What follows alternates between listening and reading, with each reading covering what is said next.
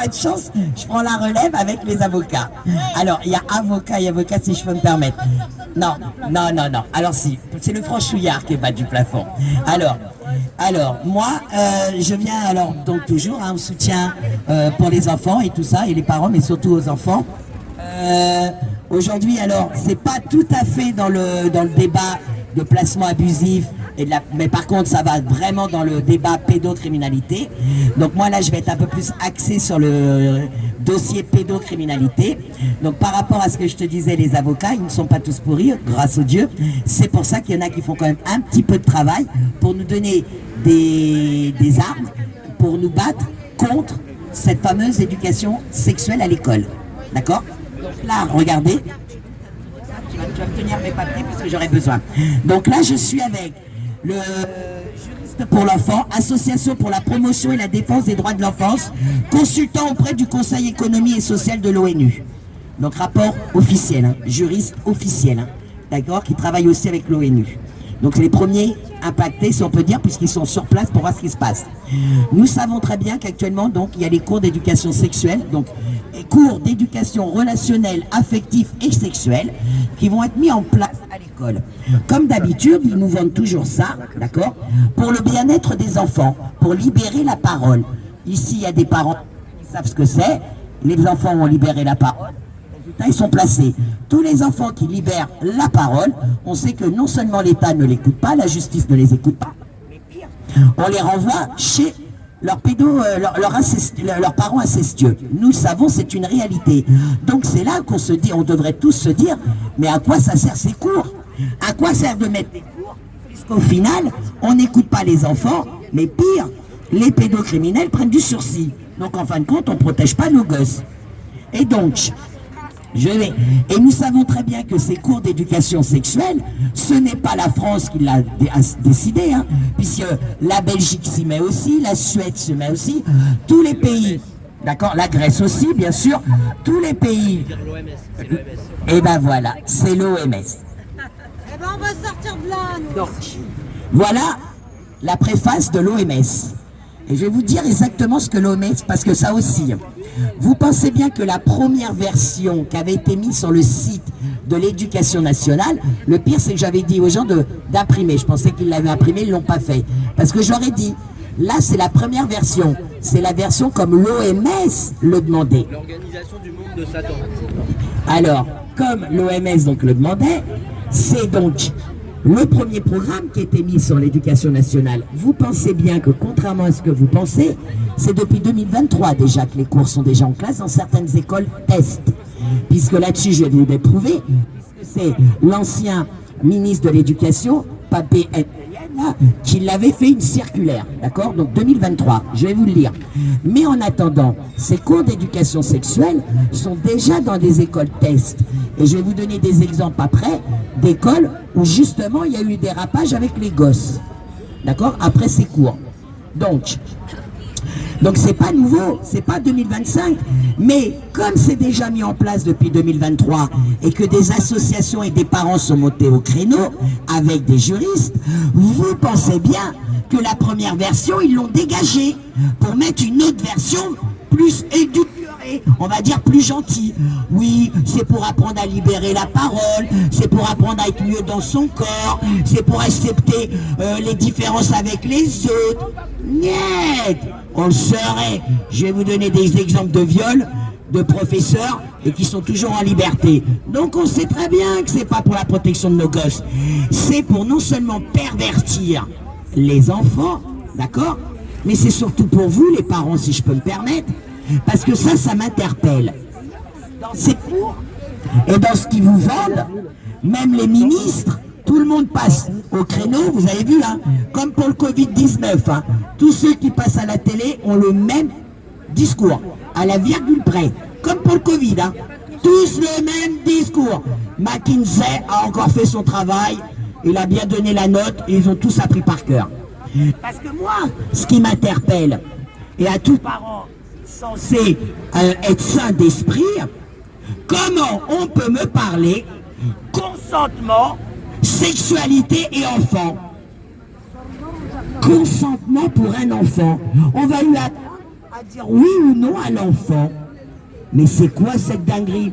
Alors, pour tous les RN, je me parle à vous là, arrêtez de me faire chier avec les jeunes qui conduisent à 14 ans sans permis. Consentement les gars, consentement aussi. Parce que si dans ces cas-là, on est pour le consentement sexuel pour nos gamins qui peuvent choisir, eh ben nos gamins à 14 ans choisissent de picoler, choisissent de se droguer et choisissent de conduire sans permis. Consentement. Donc arrêtez de me faire chier. Donc, sur tout ce qu'il faut pour nos gamins, sur tout ce qu'il y a, hein, jusqu'à leurs 18 ans, ils n'ont pas le droit ni de vote, ni de boire de l'alcool, ni de conduire. Par contre, à 8 ans, tu peux donner le consentement pour te faire baiser. Normal.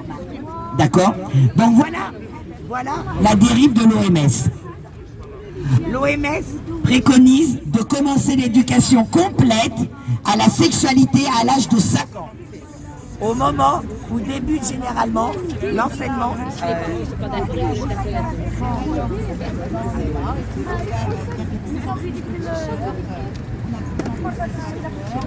Alors,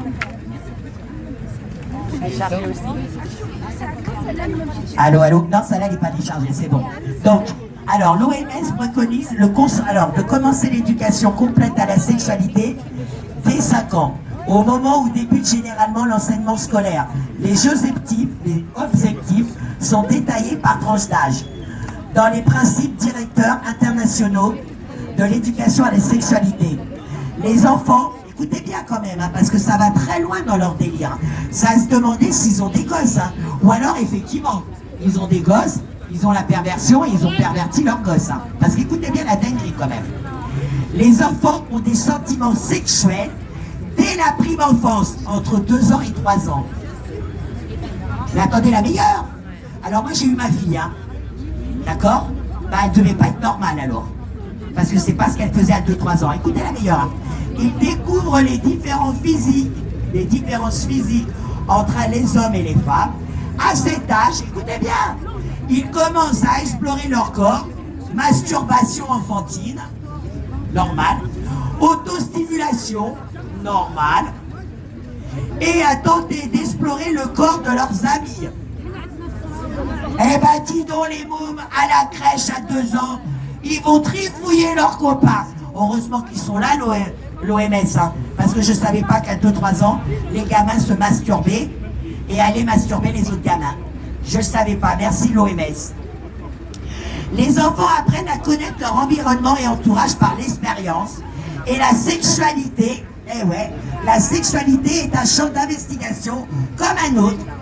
Des recherches intensives. Ah bah oui, hein, les pédos ont dû faire des sacrées recherches intensives hein, sur nos gamins. Intensifs. Hein.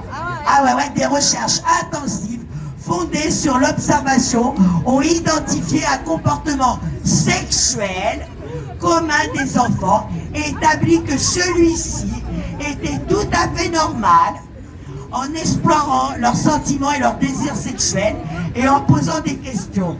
Les enfants apprennent plus sur la sexualité dès l'âge de 3 ans. Ils comprennent que les adultes tentent à être cachotiers à ce sujet. Bah vous voyez l'enfant à 3 ans, bah ici il se trouve que papa et maman est cachotier. Bah comme il est cachotier, eh ben il va lui-même voir ses camarades de 3 ans.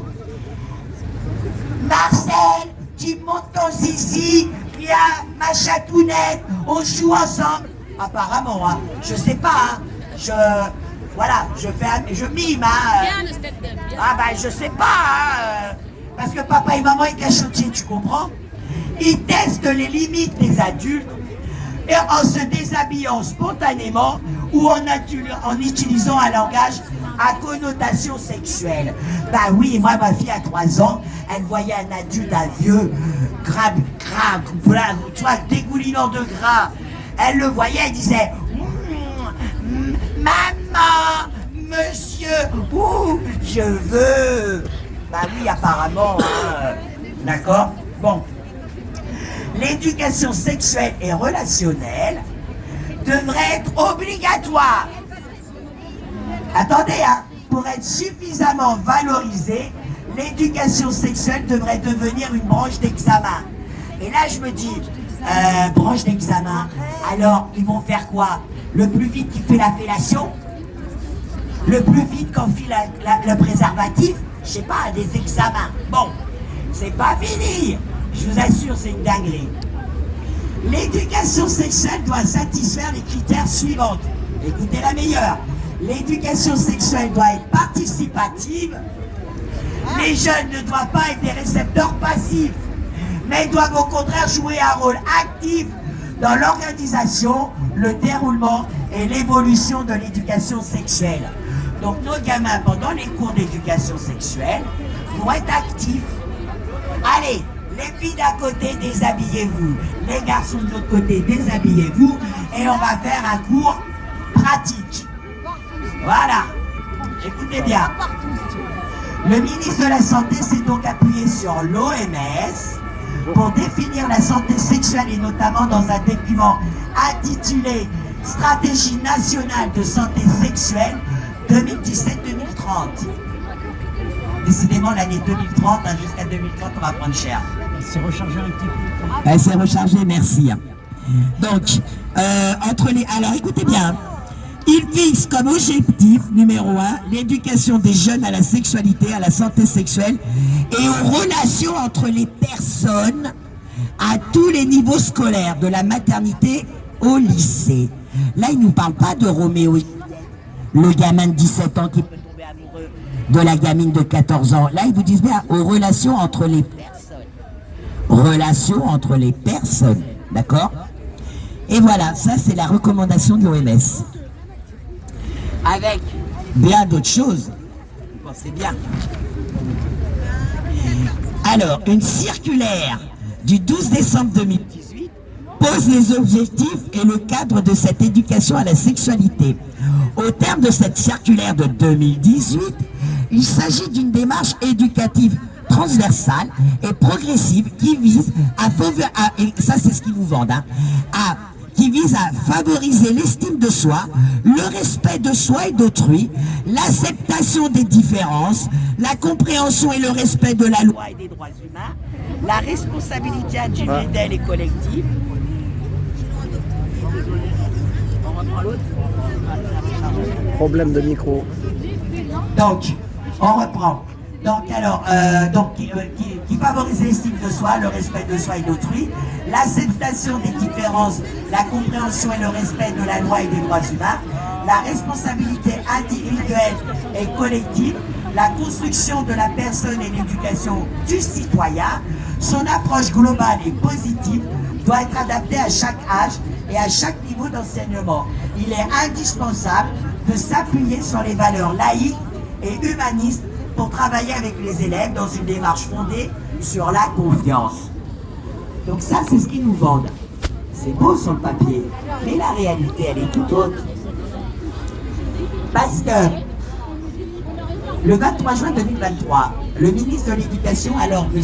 Pape Ndiaye, a saisi par courrier le Conseil supérieur des programmes afin d'élaborer pour chaque niveau d'enseignement du cours préparatoire à la classe terminale une proposition de programme précisant les thèmes et notions qui devraient être abordés et les compétences visées. Je dis,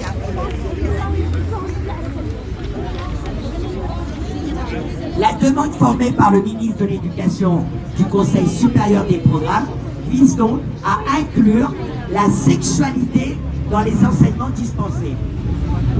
Alors que non. Et là, je vais vous dire maintenant. Or, la sexualité ne peut être comparée aux champs disciplinaires qui font aujourd'hui l'objet d'un enseignement comme les mathématiques, le français et la géographie. Parce que c'est ça qu'ils vous vendent. Ils vous disent, oui, on fait des mathématiques et du français. Il est normal qu'on fait des cours d'éducation sexuelle. Non, non, non. Les cours d'éducation sexuelle n'ont rien à voir avec des mathématiques et du français. Ces matières classiques peuvent être en général qualifiées de sciences, ce qui n'est pas de la sexualité. L'Académie française le définit comme l'ensemble des comportements relatifs à la satisfaction de l'instinct sexuel. La sexualité, vie affective, relationnelle et sexuelle sont des comportements, des émotions, des sentiments propres à chacun. Et c'est là où ils sont malins. Ils vous vendent des histoires d'une gamine qui s'est fait violer par deux autres gamins. D'accord? Ça déjà, On sait déjà qu'il y a eu des cours derrière. Mais on vous dit, oui, le gamin de 13 ans, elle a violé la gamine de 12 ans. Ok. Après, on vous parle de d'autres gamins dans ces cas-là. Et là, on vous dit, oui, ça devient une généralité. Pourquoi? Parce que oui, il y a des gamins précoces. Bah oui, comme les gamins qui sont précoces et qui parlent plutôt que d'autres. Il y en a d'autres à 4 ans, ils savent encore à peine dire papa et maman. Puis d'autres à 2 ans, ils savent déjà faire des phrases, déconstruire. Mais alors, parce qu'il y a quelques enfants d'exception précoce, que ça en fait une généralité? Eh ben non. Et pareil, un enfant, c'est pas parce qu'il a des jambes que quand il vient au monde, il marche. D'accord? Parce que dans ces cas-là, tous les bébés, dès qu'ils sortent du ventre, de nos ventres, ils doivent marcher, hein, puisqu'ils ont des jambes. Parce que ça, c'est aussi leur exemple. Oui, mais la sexualité fait partie aussi de l'apprentissage de l'enfant. Ben non, justement, l'apprentissage de l'enfant se fait par étapes. Un enfant, quand il vient au monde, il est allongé par terre. D'accord? Et pourtant, il a des jambes. Hein. Comme par hasard, il ne se redresse pas et il ne se met pas à avancer. Non, il va d'abord ramper, hein? Il va faire le serpent, ensuite il va faire un 4 pattes, et après il va se redresser et ainsi de suite. Ben, pour la sexualité, c'est pareil. L'apprentissage. L'apprentissage, mais sûrement pas avec des cours. Et là, merci les juristes, parce qu'ils ont fait un excellent travail, parce qu'ils ont décortiqué tout ça, et résultat, ben, il y a des articles de loi qui vous préservent. Donc c'est aussi à vous, les parents, de vous mettre en avant, de vous réunir et de balancer ça. Parce qu'en réalité, leur cours là, c'est de la corruption mineure. Eh ouais, c'est punissable par la loi. Et je vais vous les donner après, comment c'est punissable. Donc, protection de la vie privée. Alors, ressources. Donc, vous aviez le truc de l'OMS, et après, vous avez les recours. Ils ont fait un recours juridique mobilisable. Pour nous, les simples citoyens, pour nous mobiliser en amont. D'accord? Quels sont les recours juridiques qui peuvent être mobilisés pour faire respecter cette spécificité ainsi que le rythme du développement de l'enfant? D'accord?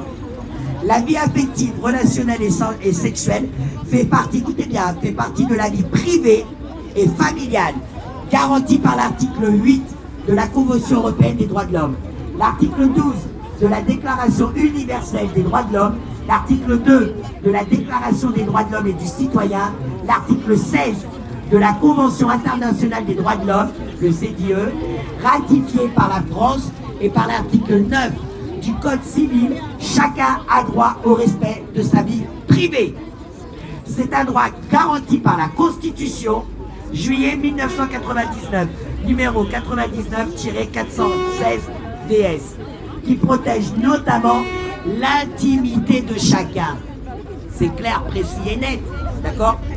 La Cour européenne des droits de l'homme a estimé que pour respecter la vie privée, l'enseignement dispensé doit viser, écoutez bien, la transmission neutre de connaissances sur la procréation, la contraception, la grossesse et l'accouchement, à partir des normes scientifiques, éducatives actuelles, et offrir aux élèves les connaissances nécessaires en fonction de leur âge et de leur maturité.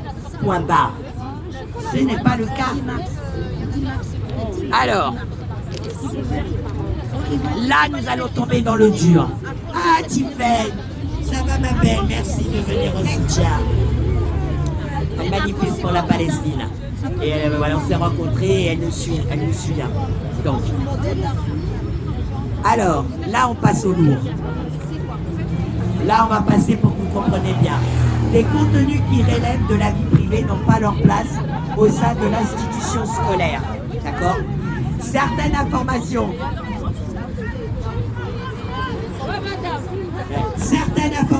concernant la sexualité, quand bien même elles seraient objectives et scientifiques, ne peuvent être données dans le cadre scolaire sans porter atteinte au respect de la vie privée.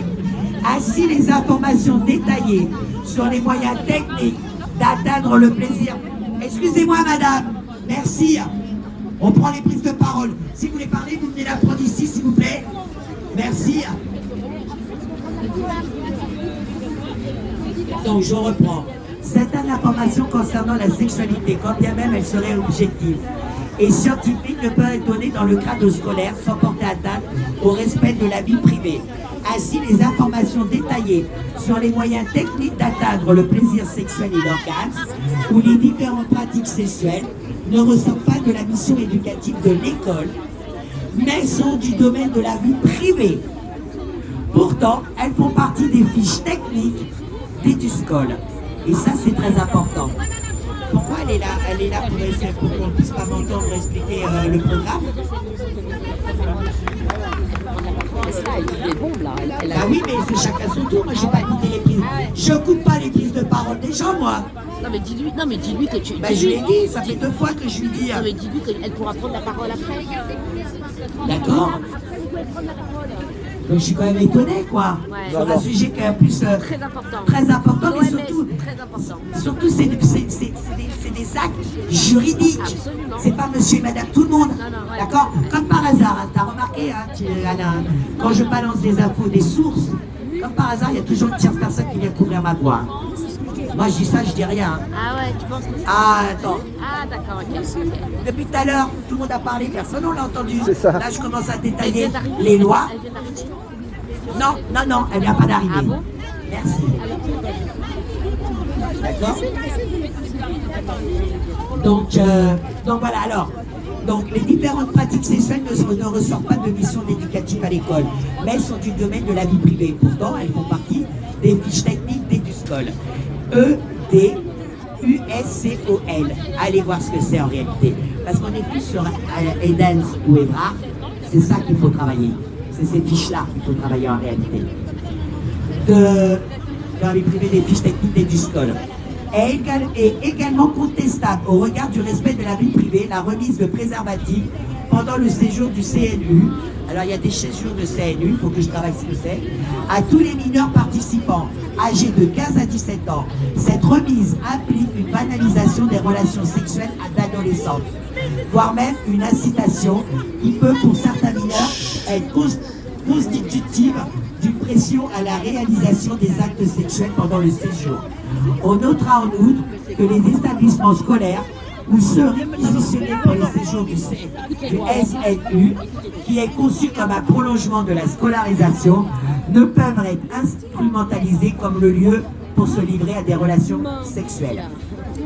Absent de respect de l'intimité de l'élève. La vie privée et l'intimité de l'élève ne sont pas respectées lorsqu'on propose, voire qu'on leur impose en groupe des gestes de nature sexuelle, comme enfiler un préservatif sur une reproduction de phallus en érection, ou assister à des projections contenues sexuelles, ou de lire des textes sexualisés. Tout enseignement sur la sexualité est potentiellement performatif.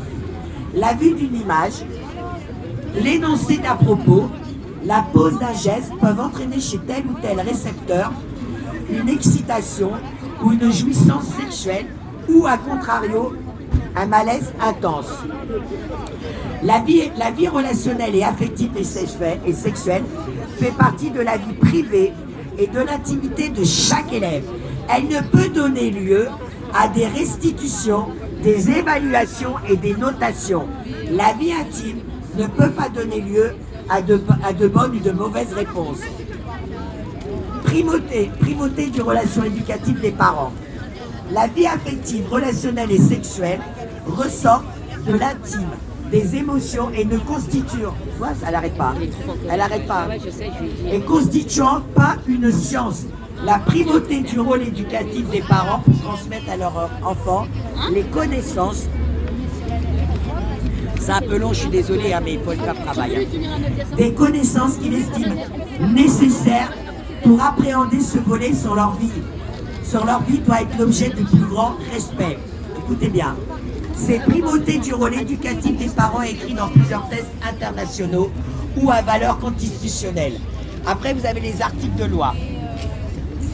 Mais comme c'est un peu long et qu'il y en a d'autres qui veulent prendre la parole, à vous d'aller chercher ça. Par contre, voilà, les atteintes. Atteintes possibles à la primauté éducative des parents liée à la résiliation d'un enseignement sur la sexualité. Écoutez bien. Affirmation d'une supériorité des valeurs à l'école par rapport à celles transmises par les parents, notamment par le biais d'Eduscol. Qui veut dire que si vous, les parents, vous les éduquez d'une certaine façon, L'école n'a pas à venir transmettre une autre éducation. Ça ne les regarde pas, c'est une réalité. Attendez, disqualification des parents. Les parents, vous n'avez plus votre mot à dire sur l'éducation sexuelle. Absence d'information ou information incomplète des parents. Et c'est vrai, vous n'avez pas d'information des parents. Je vais regarder ça parce que j'ai besoin pour prendre après la suite. La pratique, écoutez bien, la pratique actuelle montre que les parents ne sont pas informés en amont des dates et interventions dans les classes, ni des contenus, des interventions dispensées, ni de l'internalisation auprès de partenaires hors institution, qui veut dire que c'est des personnes hors de l'école qui vont venir donner les cours. On ne sait pas qui sont ces personnes, on ne sait rien. Pourtant, les textes actuels prévoient une obligation d'informer les parents. Et alors, effectivement, pour la petite, les primaires, on sait que toute la journée, ils ont des cours divers. Par contre, quand on me dit « Ah non, mais au collège et au lycée, on n'a pas à vous informer, on ne vous informe pas des cours de maths, on ne vous informe pas des cours de français. » J'ai envie de leur dire « Hey, les parents, les bas du plafond, désolé Nathalie, mais c'est des bas du plafond parce que moi, je ne sais pas, carnet de correspondance, c'est pour les chiens. Qu'est-ce qui est marqué dans le carnet de correspondance? De 9h à 10h maths, de 10h à 11h français, de 14h à 15h histoire géographie, on est bien d'accord? Donc, si effectivement nos cours sont bien inscrits, pourquoi ils le cachent? Moi je pars du principe, s'ils cachent les cours et qu'ils ne veulent pas nous donner qu'est-ce qu'il y a dans les cours, c'est bien qu'il y a un loup. Ni la date et qu'il les cache, c'est bien qu'il y a un loup. Si tu n'as rien, et si c'est pour le bien-être de nos gosses, normalement tous les parents on est censés accepter, d'accord? Alors, liberté de pensée et de conscience de religion. Là aussi c'est un petit article de loi par rapport à justement ces cours-là, dans cette loi-là, dans la mesure que... Alors bon, je vais vous la lire. Le droit de l'enfant à la liberté de pensée, de conscience et de religion est affirmé en particulier par l'article 14 de la Convention internationale des droits de l'enfant. Dans les collèges et lycées, l'article L 512-2 du Code de l'éducation rappelle que les élèves disposent, dans le respect du pluralisme et du principe de neutralité, de la liberté d'information et de la liberté d'expression. L'exercice de ces libertés ne peuvent porter atteinte aux activités d'enseignement. Alors que là, c'est le contraire. Ces cours d'éducation sexuelle vont porter atteinte à ces cours. Atteinte à la liberté de penser, et là, justement, les juristes le mettent en gros, manque de neutralité, non-respect de l'absence de consentement des parents. Et c'est là où je me dis, se foutre de notre gueule. Ils veulent apprendre le consentement à nos gosses. Moi, je vous le redis encore, du moment qu'on parle consentement, sexualité, enfant mineur, c'est qu'il y a un pédo dans les parages et il y a une perversion quelque part. Comment on peut parler de consentement? Mais pire, là, on nous dit on va apprendre aux enfants le consentement. Par contre, nous, les parents, le consentement, on n'a pas le droit. C'est pas beau ça. Nous, parents, on n'a pas le droit au consentement ou non-consentement. Par contre, on va apprendre à nos gosses le consentement et le non-consentement.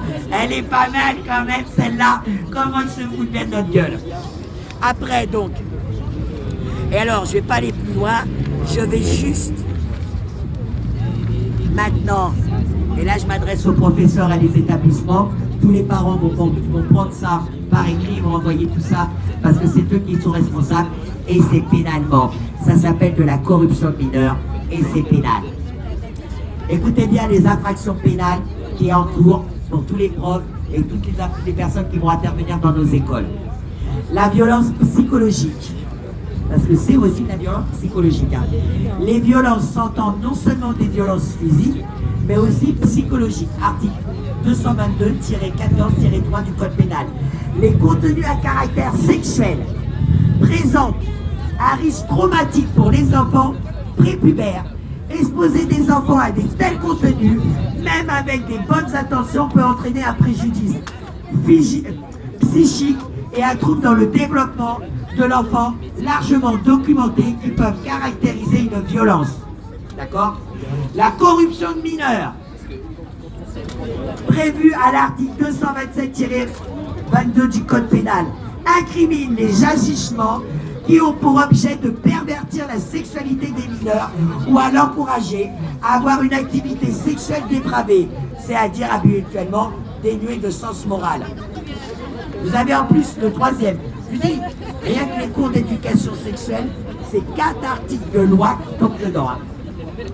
Le harcèlement sexuel, article 222-33 du Code pénal, est le fait d'imposer à une personne de façon répétée des propos ou comportements à connotation sexuelle ou sexiste qui soient portés atteinte à sa dignité en raison de leur caractère dégradant ou humiliant, soit créant à son encontre une situation intimidante, hostile ou offensante. La contravention d'outrage sexiste et sexuel, article 222-33-1-1 du Code pénal, qui punit le fait d'imposer à une personne tout propos ou tout comportement à connotation sexuelle ou sexiste qui soit porté atteinte à sa dignité en raison de son caractère dégradant, humiliant, soit créé. Hop là. Soit créé en contre une situation intimidante, hostile, offensante, lorsque ce fait est commis par une personne qui abuse de l'autorité qui lui confère ses fonctions. Donc un prof tombe et pénalement là-dedans. Après vous avez, donc moi j'ai un autre dans la corruption mineure, les peines, hein. Ça va jusqu'à 7 ans de prison quand même, hein. Et 150 000 euros d'amende, hein. Un truc comme ça, d'accord? Donc voilà. Donc vous avez l'OMS, je vous ai montré son programme, et vous avez montré ce que je vous ai dit, ce qui tombe sur la loi pénale, que fait le travail, voilà, que fait le travail des... Mais maintenant, on va retomber, donne-moi ça, tiens, tu peux me garder ça, celle-là, merci. Maintenant, on va tomber sur les affaires concrètes. On nous dit c'est pour libérer la parole, mais la parole, les enfants la libèrent. Ils en parlent de plus en plus. Et est-ce qu'il se passe pour les pédocriminels? Eh bien, je vais vous le dire. Fillette de 4 ans, victime de viol par son père, classée sans suite. Professeur de maternelle qui abusait d'enfants, 25 familles dans les dossiers, non-lieu. Un pédocriminel, d'accord, qui a pris 10 ans ferme, là aussi, que vous entendez bien. Un pédocriminel, 10 ans après, ferme. Après, ah oui, parce que madame... J'adore, hein. Oui, mais c'est vrai que c'est pas important. Les affaires de pédos qui ont pris du sursis, c'est pas important. Donc, je vous redis encore, un pédocriminel, lors de son premier procès, a pris 10 ans ferme, d'accord? 10 ans ferme. Il a fait appel. Et il faut savoir avec la législation française, quand tu fais appel de ton procès, tu as 1 an pour avoir l'audience. Au bout d'1 an, vice de procédure, le mec est dehors. Donc, vous avez un pédocriminel qui a pris 1 an ferme aux premières instances. Il a fait appel. Comme ils n'avaient pas de date d'audience, par contre, nos camarades gilets jaunes, ils ont des audiences.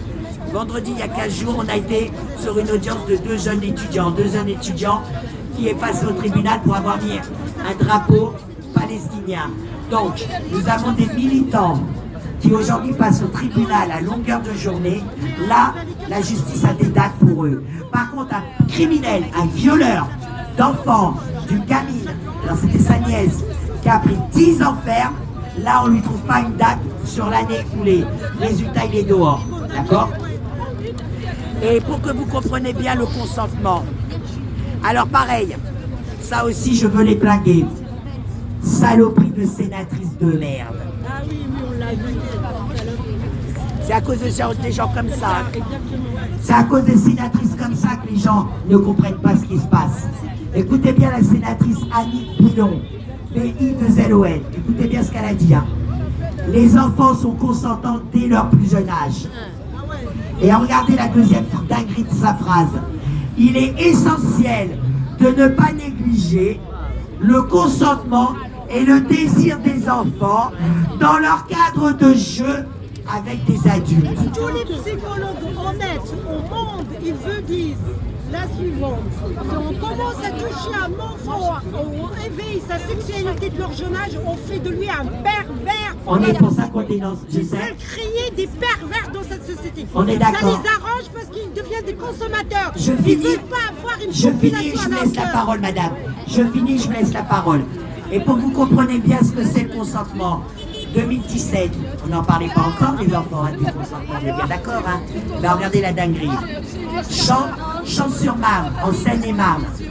Donc c'était le 11 novembre 2017, il y a eu le procès. Écoutez bien, une gamine de 11 ans violée dans un parc, le violeur a été acquitté par les juges de la cour d'assises de Seine-et-Marne. Le motif, l'enfant était consentant parce qu'elle ne s'est pas débattue et qu'elle n'a pas crié. Pire, l'enfant n'a rien dit. Et pourquoi elle n'a rien dit? Parce qu'en réalité, vous savez pourquoi on sait qu'elle a été violée? Parce qu'elle est tombée enceinte. Après son viol, la gamine est tombée enceinte. Quelques mois après, voilà, elle se plaignait de douleur. Ils l'ont emmenée au médecin et là le médecin dit mais votre fille elle est enceinte. Donc vous pensez bien les parents, mais comment t'es enceinte? T'as couché avec qui? Et là la gamine elle a dit, un monsieur m'a emmené, j'étais dans le parc, il a sauté sur moi, j'ai rien pu faire.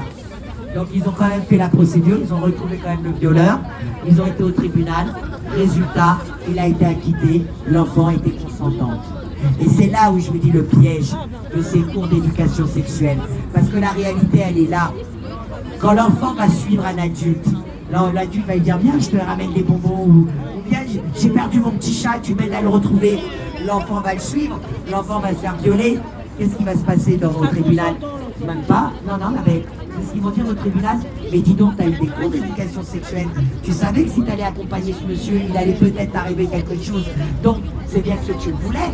Sinon, vu que tu as eu des cours, tu n'aurais pas dû l'accompagner. Tu vois? Mais ça, c'est la faute des parents. Non, c'est la faute des parents. C'est la faute de tous les parents. Tu sais pourquoi? Parce que les parents, vous avez accepté de faire porter la responsabilité avec le Covid-19 du bien-être des grands-parents. À leurs gosses, on leur a dit, si tu vas embrasser papy, tu vas tuer papy et mamie. Mets ton masque, sinon tu vas les tuer. Pire, toute la journée, tu avais la publicité où tu voyais des jeunes à l'école qui ne mettaient pas le masque. Après, ils fêtaient l'anniversaire de la grand-mère et après, on montrait la grand-mère à l'hôpital.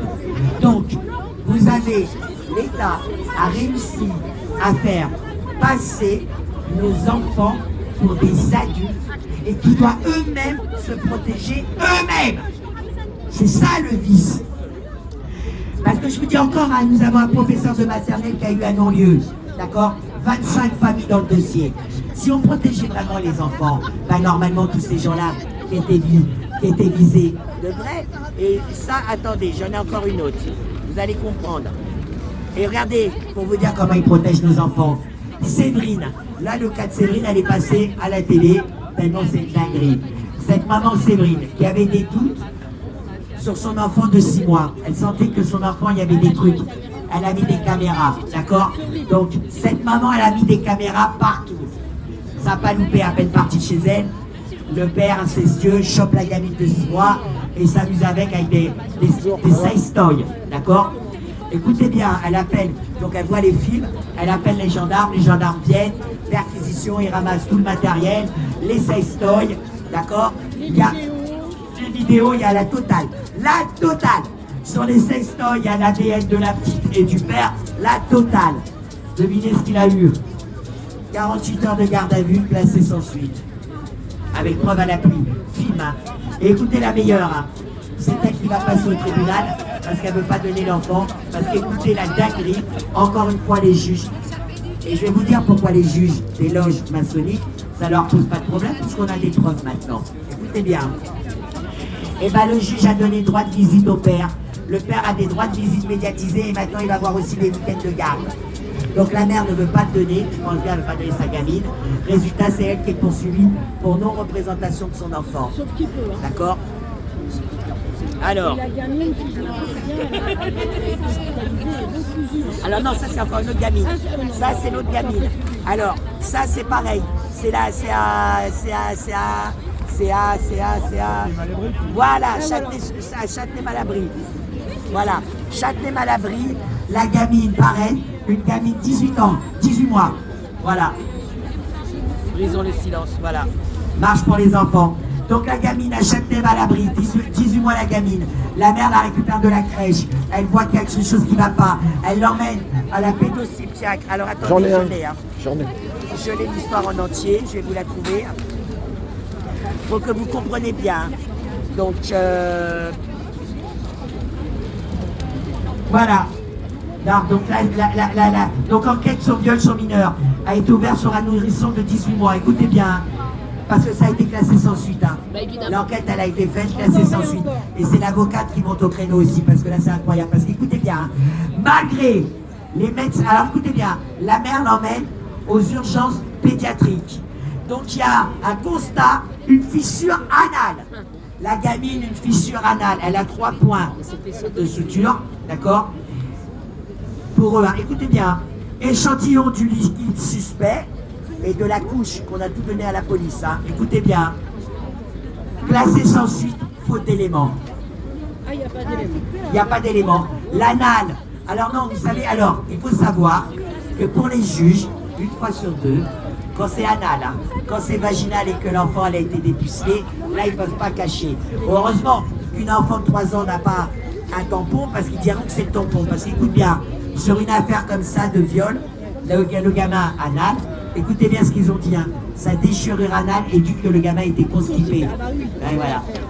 C'est pas le père, non, c'est le gamin était constipé, il s'est déchiré. Ben oui, nous, quand on était constipé, on le sait très bien, hein, on se déchire notre anus et on court tous aux urgences. J'ai été constipé, vous pouvez m'en recoudre? Non, mais voyez un peu. Donc voilà, donc. Et attendez, des histoires comme ça, j'ai pris les dernières. Ça fait depuis 2019. Toi, tu as l'habitude de me suivre là, tu sais que j'en ai plein. Ça, c'est les dernières. Écoutez bien. Entraîneur, donc le mec, entraîneur dans un club de foot pour les jeunes filles. Ça n'a pas loupé, agression. Plainte, 2020. Oh, fais chier, je peux plus être dans mon club de foot. Oh, mais c'est pas grave. Je vais être sport club, professeur de sport dans les écoles.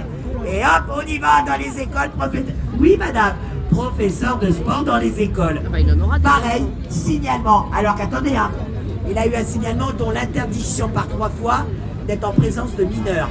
Mais c'est pas grave, à l'école, il était professeur de sport. Et puis les parents sont montés au créneau. Il y a eu encore des agressions. Bon, fait chier les parents, hein.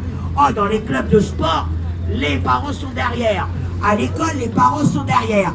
Où je peux aller me taper des gamins où il n'y a pas de parents. Et ben je rentre dans la fondation Didi.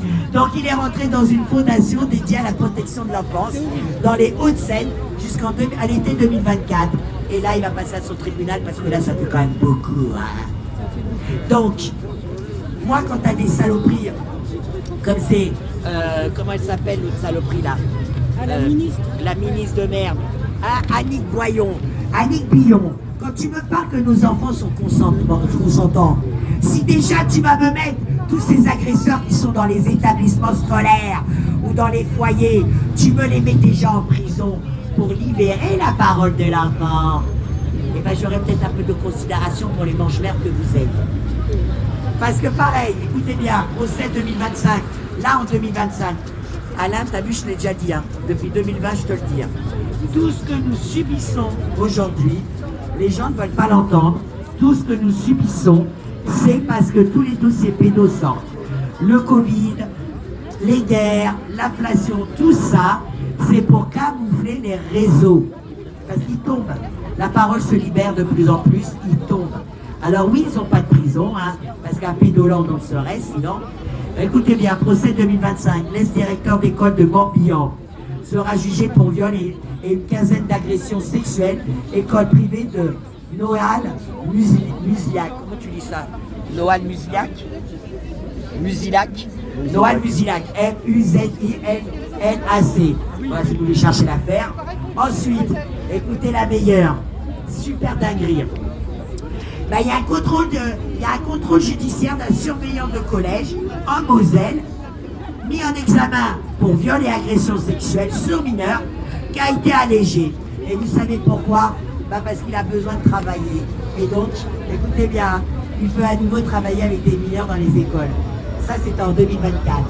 En 2024, on a allégé son contrôle judiciaire pour qu'il puisse aller travailler. Retourner à l'école, travailler avec les mineurs.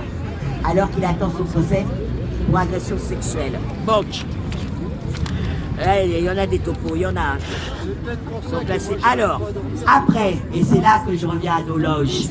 Pourquoi nos loges? Denis Dupé, Dupay, D-U-P-A-Y-S. Denis Dupay, très grand chef d'orchestre. Tu croyais qu'on t'avait oublié, petit chéri, c'est comme Jacques Poutier, hein. On ne vous oublie pas. Alors oui, 75 ans maintenant, et on le met maintenant seulement en mise en examen. Alors que ça fait des années qu'on porte que des accusations de viol et agressions sexuelles, c'est dans leur truc. Écoutez bien, ça c'est les enfants de cœur, ils appellent ça des enfants de cœur. C'est un peu comme les enfants de la croix, là, tu sais, les enfants des petits chanteurs à la croix de bois. Ben là c'est les enfants de cœur, donc petits chanteurs de cœur. Le plus célèbre se trouve à la maison de la Radio France, avec notre cher, le plus célèbre chef d'orchestre, donc Denis Dupay. Et ben dans l'audition, il a reconnu les faits. J'ai son audition, hein. Il y a l'audition si vous voulez l'écouter, je peux vous le faire écouter après les minutes. Il est où mon téléphone? Ah, il est là. J'ai l'audition de la commission à l'Assemblée nationale, où d'autres personnes ont pris la parole, lui-même il a reconnu et d'autres personnes ils le disent bien. Donc, pourquoi tous ces gens-là sont protégés? Vous ne le verrez jamais, hein. Il l'a reconnu. Ben, lui-même il emmenait sa petite troupe dans les loges. Il emmenait sa petite troupe.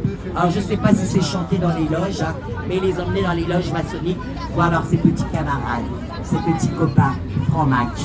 Donc vous voyez. Et après, donc, j'ai gardé la meilleure pour la fin, les amis. Hein. Eh oui. La meilleure pour la fin. Quand je vous dis que depuis des années, la nuit des temps, la pédocriminalité, elle est vraiment actée sur notre sol, mais pire, elle est protégée par nos élus. Parce que eux-mêmes ont des casseroles. Et c'est pour ça qu'on les met à des postes clés. On avait mis Dupond-Moretti, ministre de la justice, ce n'était pas pour rien, c'était pour neutraliser les dossiers qui allaient sortir. Et regardez pourquoi aujourd'hui nous avons François Bayrou, pourquoi nous avons François Bayrou, Premier ministre? Ben c'est simple, pour justement, on va dire, cacher toutes ces affaires de pédocriminalité, puisque lui-même a des casseroles.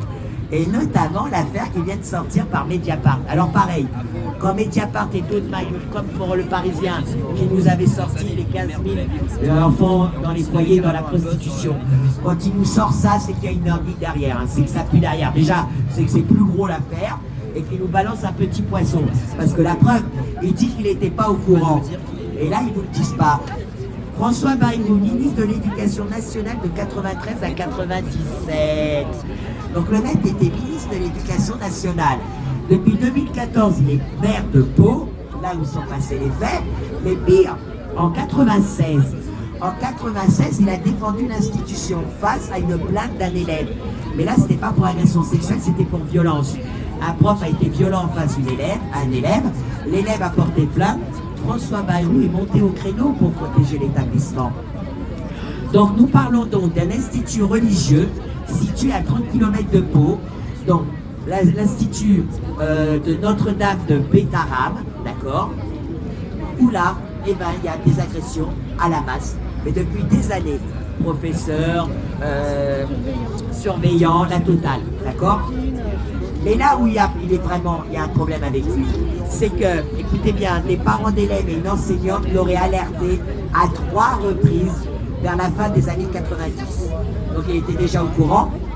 Et pareil, non seulement donc il était ministre de l'Éducation à l'époque, il était maire de Pau, mais attendez la meilleure, ancien président du Conseil régional des Pyrénées-Atlantiques. Il avait les 3 casquettes, donc il ne pouvait être que au courant. Et c'est pour ça qu'on l'a nommé Premier ministre. D'accord? Tous ont vraiment des saletés au cul, et on les planque. Et ses gosses étaient dans cette école. Et la mère, elle était aussi au conseil. Pire, sa femme, elle a été à l'enterrement d'un des curés qui était accusé d'agression sexuelle, qui s'est suicidé pour ne pas avoir fait face à la justice.